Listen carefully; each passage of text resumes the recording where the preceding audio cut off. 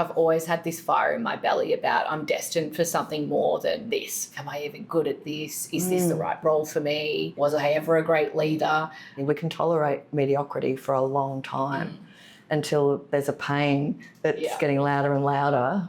Jack, thank you so much for being here today. I'm so thrilled and delighted to take this time with you, hear about your story from your perspective along the last 6 months or so in our work together. Yeah. We've known each other for about 7 years. Yes. And what I know about you is that you're a creative director. You're very passionate about your career. You're a loving mum, loving wife, daughter, sister, and you really care deeply about people. I've always really admired your courage to self-reflect and grow, like stretch beyond what you already know. Yeah. And how you go about doing that, you know, and sometimes that can be really challenging. Yeah. Hold the mirror up and go, oh, it's me, or I'm contributing to this. For sure. So I think that can be rare. So it's something that I really value in you. So I'm curious to start with, what actually had you reach out to explore us working together? I think for me, I was actually stuck in a little bit of a rut, and what you're saying about that self-reflection thing, I guess you can't be what you can't see. So at the time when I reached out to you, I was in a bit of a negative headspace. Yeah. So I was feeling a little bit frustrated in my role.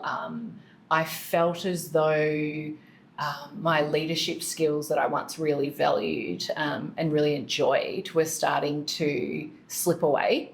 And I was stuck on this constant repeat and this looping in my head around, imposter syndrome. Am I even good at this? Is this the right role for me? Was I ever a great leader? All of these things. And I think that I was just in such a bit of a funk, really. And I got to a point where I was like, well, I probably have two options here. I can continue on being miserable and not showing up the way that I want to, or I can do something about it and take responsibility. And I decided to reach out to you and take the next step to continue my journey. It's such a moment, isn't it? Because it's like the call to action that we may or may not take. Yeah. And what I've learned along the way as a coach, including in my own journey, we can tolerate mediocrity for a long time until there's a pain that's getting louder and louder, right? Whether that's physical, emotional, whatever that is, relational, where it's just like, well, no, I have to do something. Yeah. And sometimes we don't know what that is, but we've got to reach out. Yeah. Yeah. So you're at that crossroads, let's say, and what was the thing that you went, no, I can't stand this bit anymore? Like, what was the crux for you? So, I don't know. I was actually on a holiday with some girlfriends, and it was the first time I'd had a break without family, without child, away from work. I had a lot of time to read and do some thinking and really kind of sit with those feelings and go, is this what I want? Like, do I just want to show up and be mediocre and, be a yes person, or do I want to keep kind of striving and really give it a good crack and see, is this what I'm meant for? And I don't know, it's something inside, like I've always had this fire in my belly about I'm destined for something more than this. So I think that was kind of the crux that I was like, I've going to give this one last shot. I think there are things that are within your control and there are some things that are out of your control. So some of those frustrations that I was feeling may not have been in my control, but then I really was able to think about, okay, what can I affect? Like, there's all these things that are making me feel not great. What are the things that I can do to flip that script? And taking that responsibility of my own journey in leadership, if the resources were there at my job or, with the mentors around me, what can I do to build on that and change that narrative in my head? And so that's why I had thought about you many times, but I think, you know, I put it off for whatever reason, probably fear, you know, being held accountable as well. So, you know, as you've told me before, we can get stuck in that kind of blame. You know, it's easy to shift blame onto why things aren't working out, or blame someone else for our misery and downfalls. And that at the time was quite easy for me to do. And so I think taking that responsibility, being held accountable, taking the leap and engaging you was something that, I had to be responsible for and make that conscious choice to do that. It says so much about your character to me, because, and for myself as well, we can stay in that place for a long time and we can build a life around it as well. And it's not that anything's wrong. It's kind of like we look around and go, well, everyone else is sort of doing that. But there's a calling within that is either slowly waking up or wakes up pretty quickly and it's just like, no, I'm destined for more, as you say. And it's whether we trust that feeling or not. So I love that, it's that courage to trust the feeling, and also to step into, well, I don't know what I'm going to have to transform, or I really like my little victim place. Yes, I like that sometimes too. So I'm going to have to, as you say, take responsibility for what I can control, and maybe some of those things that I think I can't, I actually can as well. Because that's the tough bit too, isn't it? Like shifting from that, sort of deciding, oh no, that's not something I can fix or change. So had you tried anything else before reaching out to sort of deal with that? You said you were reading books and other things like that. So I listen to a lot of podcasts, read a lot of books. I've always been very interested in leadership and what makes great leaders tick and how companies evolve through changes of leadership as well. All of that is really valuable, but it's information, and that information is all well and good, but it's about the transformation, and that's the piece for me that was missing. Like, it's great to have all the information, but someone needed to hold me accountable to make those changes or to utilise that information in the right way, because, it's no good if you're just getting it all and then just sitting on it. And then you know it. And then you can give advice. Very good at that. But, it's the living and the being of it. Even now, I still, always listen to podcasts on my way to work. I've still got lots of books beside my bed that, I read every now and then that I think really help keep that kind of momentum and journey going in leadership. And there's also, so many different ways to lead and different personalities. So I think it's all really valuable, but it's more that, information versus action. Yeah. The thinking and knowing into, as you said, being, right? Yeah. It's like the new way, what you're learning, whether wherever it's where we're learning it from, and how we integrate that into who we be. That's when the results start to change. So powerful. And I remember some of the moments through the program and your journey where you really challenged yourself to shift it from, I know this, to how can I become this? How can I be this? And I'm not going to share any of those on your behalf. You get to share how much or how little you want to share. But what was the coaching journey like for you? Going into it, I obviously had a little bit to do with you previously, but never had one-on-one career coaching. And I think that when I came into it, I was thinking that it would be a lot more of a corporate framework around, this is, how great leaders lead in a corporation. This is what you should do with your team, da, da, da, da. Yes. You had kind of explained the 6 sessions that we were going to do, and that there'd be a bit of a peak, and then you'd, really feel a change afterwards. And I think the first couple of sessions, I remember, we talked a lot about myself, my childhood, my upbringing, my belief systems. And I think on reflection now, I can see that at the time I was like, my childhood was pretty good. Had great loving parents, had everything we needed, we were happy.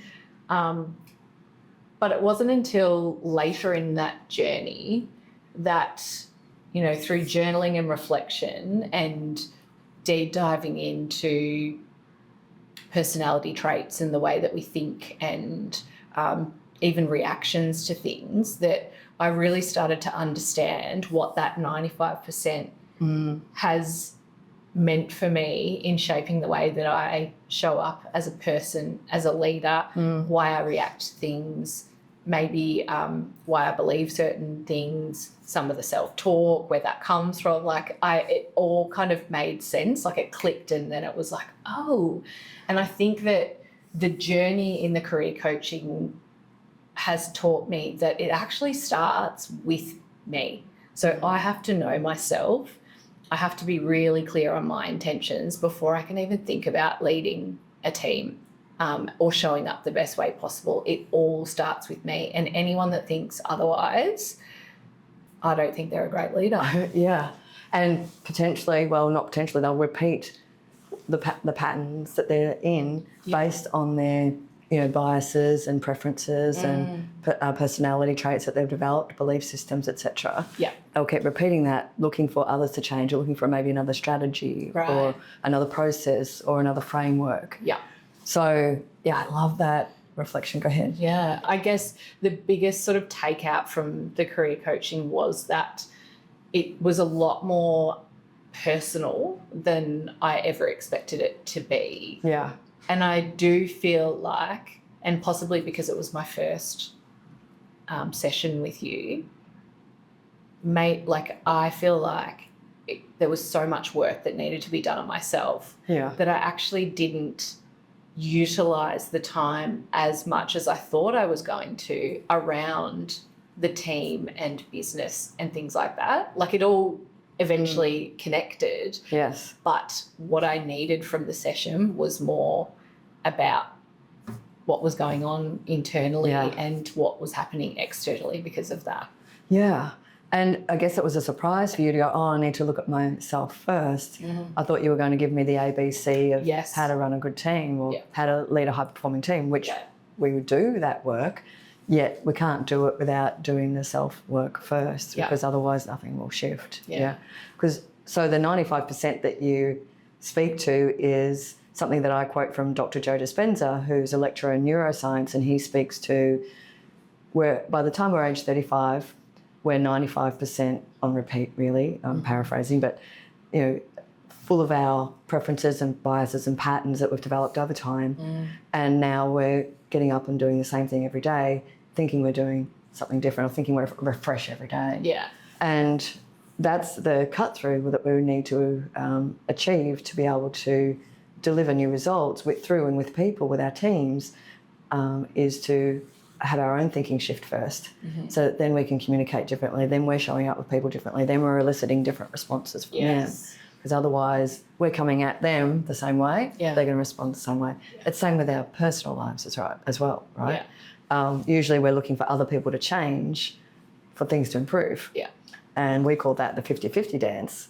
And we'll just stay stuck in that as humans forever, in the same dynamic.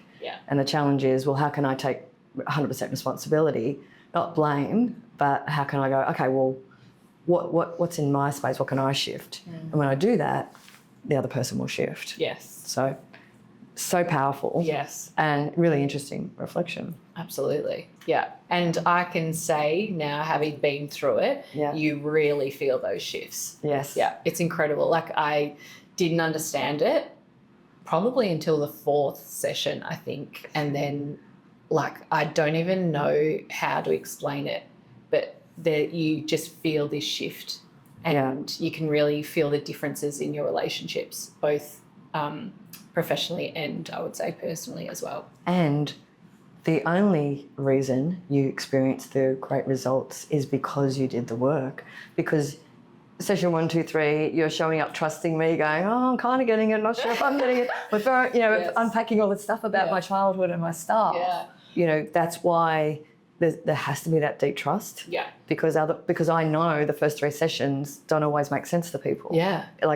They can be fascinating or they can be really transformative, but it doesn't all click in yet. It doesn't click in until about session 4, as you say. And that first journey of the first 6 months is usually mostly about the leader themselves before they even start. Usually by 5 or 6, they go, okay, so now I can start to turn my attention to my team. Is that what happened for you?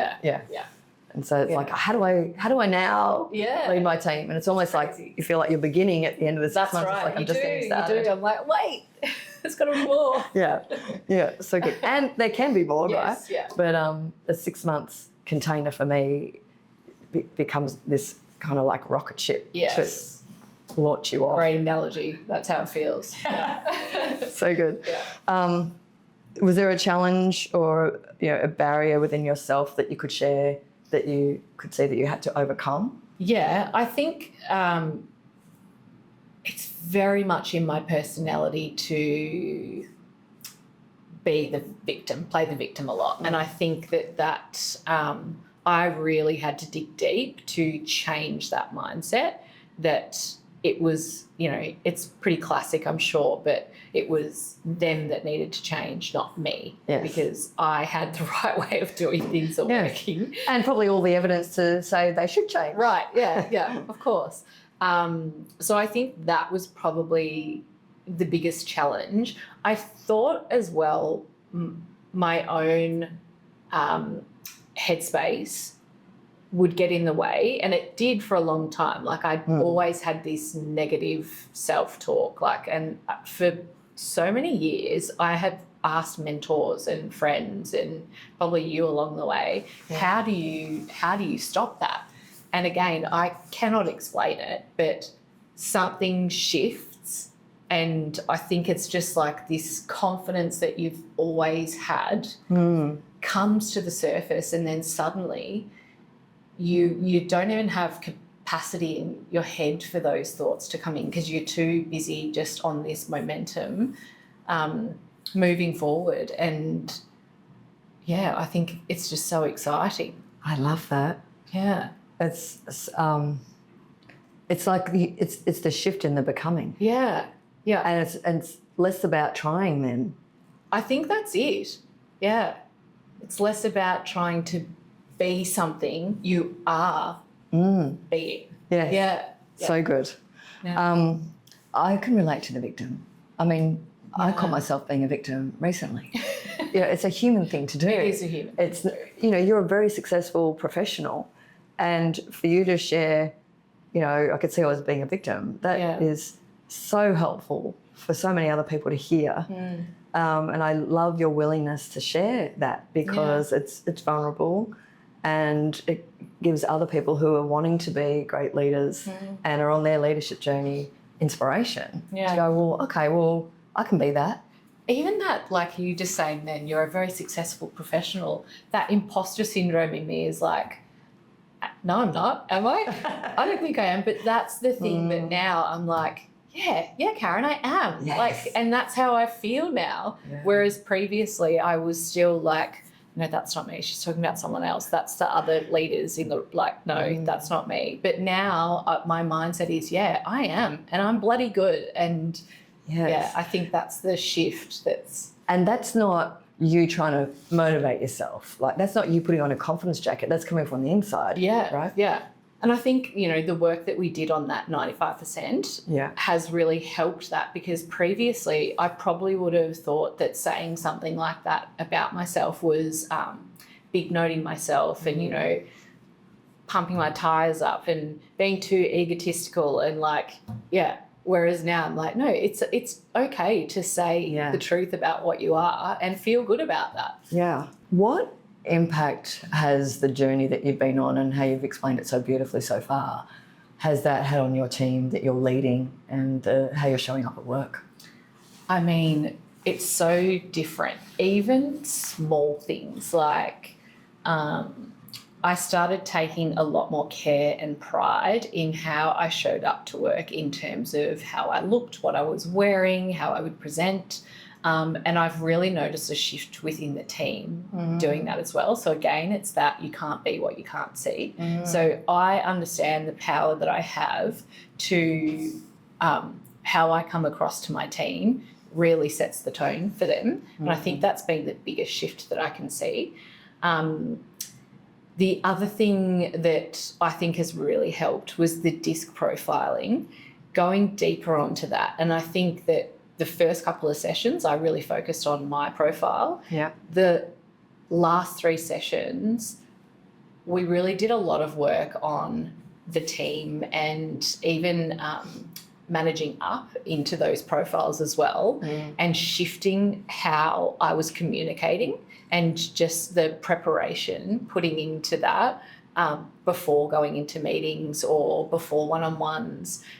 That has transformed the way I get points across, how I'm able to come to a resolution with things that may not always be exactly what I had planned or hoped it would be, but it is some sort of compromise that I'm now a lot more aligned with than what I was previously.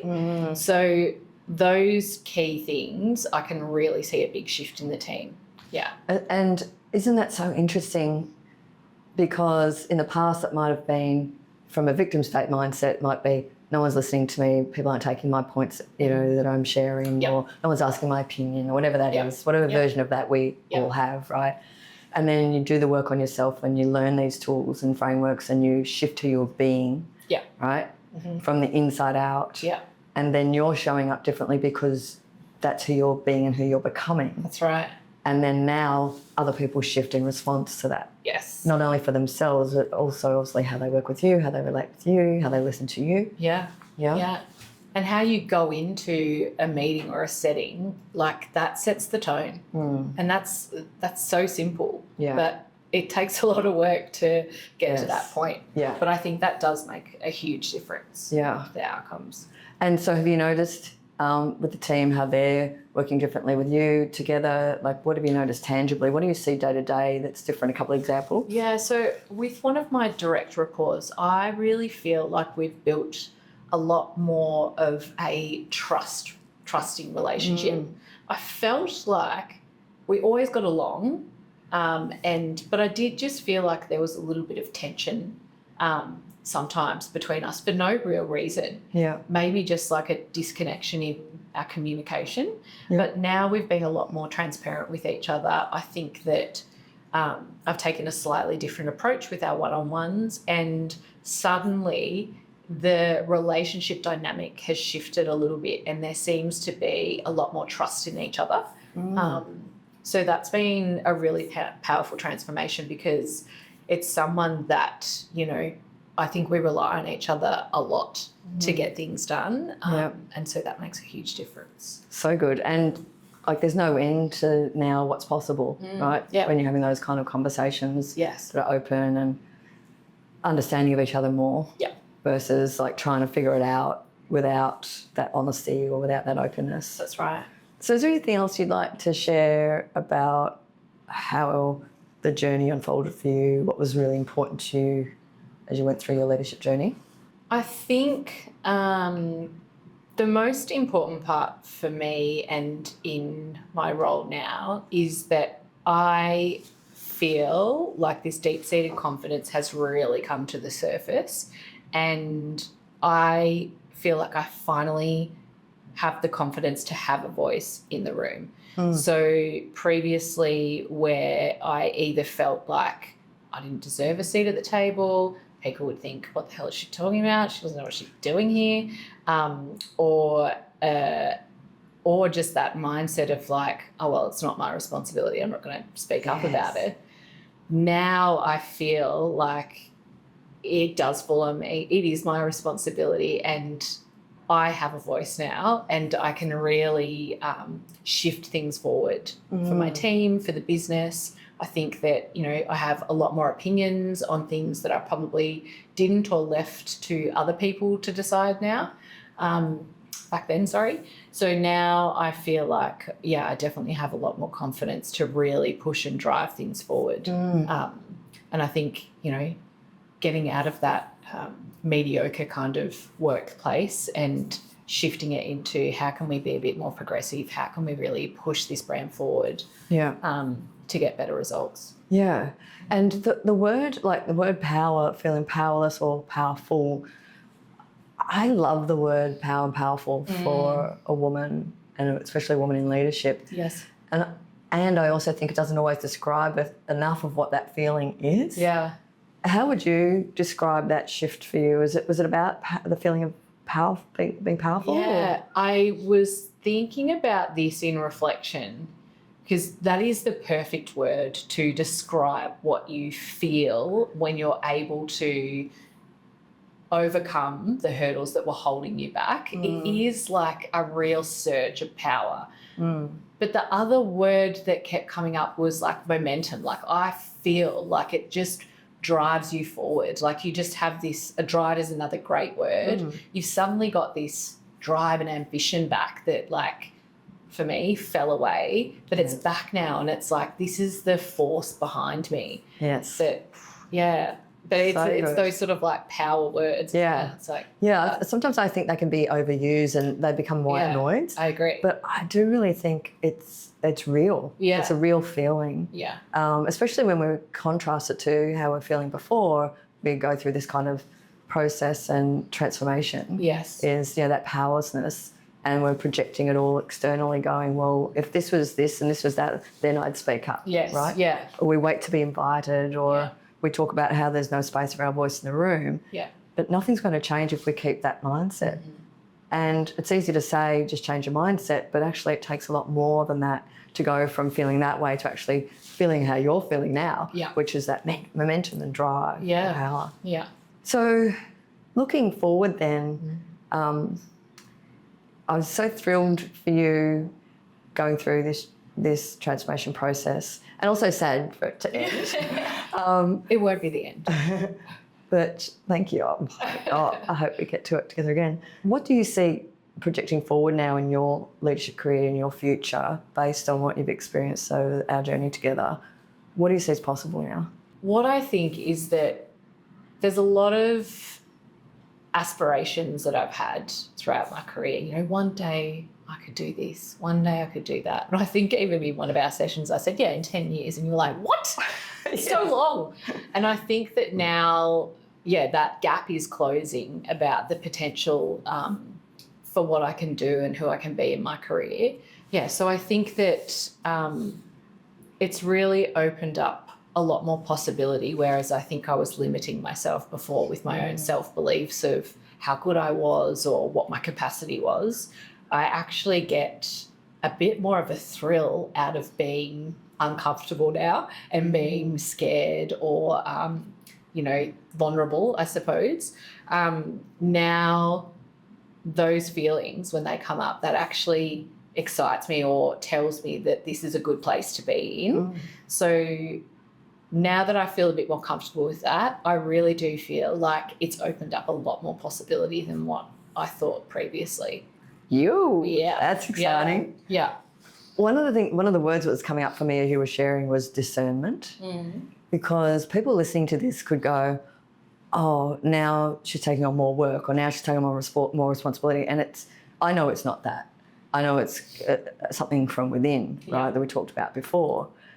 But with that opening of ourselves, and some people call it boundaries, I like to call it discernment, which is the wisdom that comes through as well. It's not just new energy for life, although that's there, through clarity and responsibility, personal accountability, etc., and the frameworks and tools that we use around leadership. But it's also discernment, and I see that in you, which is the wise part of us going, well, I'm going to give all of this, but I'm also going to keep in mind what I need and what I need to take care of in myself with all my other areas of life as well as at work. Is that true for you? Definitely. And that's something else that I really took away and really valued from the career coaching was the me time. And previously I thought that, going for a run or having a massage or something was me time.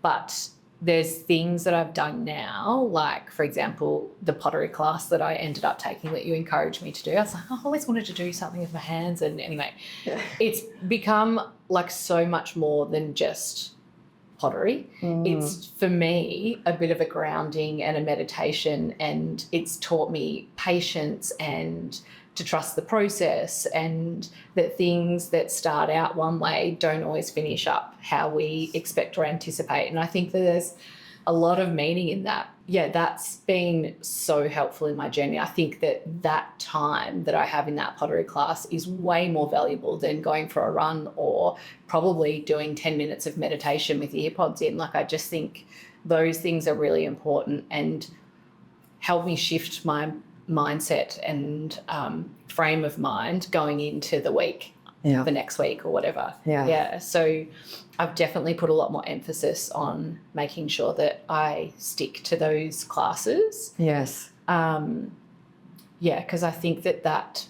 part of your leadership journey goes hand in hand with the responsibility and the workload as well. And because it was calling to you, right? Pottery was calling to you. Yeah. That might not be the thing for everybody. No. I know nothing about pottery, right? I'd love it, but it was calling to you for a reason. Yes. And you found something in giving yourself permission to have it. Yeah. And go through that process, which it clearly meant something to you when you came back and shared about it in the next session, and how deeply it really connected with you. Yeah, it was almost like I don't feel like I'm a very spiritual person, but that gave me that in some way. So interesting, isn't it? Yeah. Love it. So it's the leadership legacy that you're building. So I hope that what I am now building is a space where teams feel seen and valued. I want to create opportunities for people. I want to make them feel like they're being supported in their career journey, whatever that may be. And I want to make them feel like they're capable of doing their best work. So if I can start to create that, and then in the future, hopefully people will look back on their time working with me and really value that I was able to challenge them and support them to be the best that they can be in their career. So good. Love that. I've loved this conversation, and I think that we could talk all day. I know that we could. I have respected and deeply loved our work together. I never take for granted the trust that someone puts in myself and the process we go on together. And it means so much to me that you chose to trust me and chose to step in. And it's only possible, the results are only possible because of the partnership and how we co-create together. Yeah. It wouldn't happen if I was sitting in a room on my own. Yeah. So it's the partnership through that trust that makes it possible, and I'm always present to that. And it takes a lot from the person who's stepping in to go on that journey and be invested in that partnership as well. So I really want to honour and acknowledge your courage, your tenacity, your deep care and inspiration that you brought to every session, even when you were like frustrated, which happens, right? Yeah. So thank you so much for the journey together and also the conversation today, because it's always such a delight to be with you. And I see you shine as a leader and the impact that you're having at work, both with your team and also managing up and influencing up. What I'm seeing now in how you're trusting yourself, speaking your voice is just really, really, really powerful. So thank you. It's all thanks to you, actually. So right back at you. Amazing. The final question as we close, my vision is about, similar to yours, is really uniting leadership teams through leaders understanding themselves more so they can understand each other and be able to build that trust. And building growth leaders and partner leader coaches within organisations who lead the change from within through our work. So it's courage, and all the things that you've been talking about. For me, it's about how do we create that impact at scale? Yeah. That's my vision. And it starts with each person, right? One person at a time, and that we demonstrate it and role model it. Is there anything that you would like to say or about how you think our work is different from maybe other leadership coaching or other things that are around? Definitely. What I really loved about the leadership journey with you was how personal it really was. I think that there was a real genuineness in our sessions, and I always felt really comfortable sharing lots of things with you, that some things I'd never even said out loud. So I think it takes, a certain type of person to be able to trust and build that relationship with. And I always felt like you showed up 100% present and ready to go. And just like everyone else, you probably had a lot of things going on in your life. And for you never to fault on that was a really big deal for me and something I really appreciated. And I think that, you know, it made me want to put in the work even more to show up to those sessions ready for you. I also really felt like it wasn't always a one-way street. You would often share your experience with me, which really helped me be a little bit more vulnerable, or even some of the things that we aligned on, I felt really seen and like there was an even stronger connection between us. So I think that those sort of things really made a difference in the coaching sessions. And I haven't done a lot of leadership coaching previously, but my the way that I am as a person, I love connection with people. So I think that that was really important. Had it have been, you know, a bit more of a corporate framework, a tick box kind of checklist of things to do in your leadership career, I'm not sure that I would have got to where I am now with that. So for me, that personalisation and the honesty that you gave, I really valued that for sure. Thank you so much. Got a bit emotional saying that. Me too.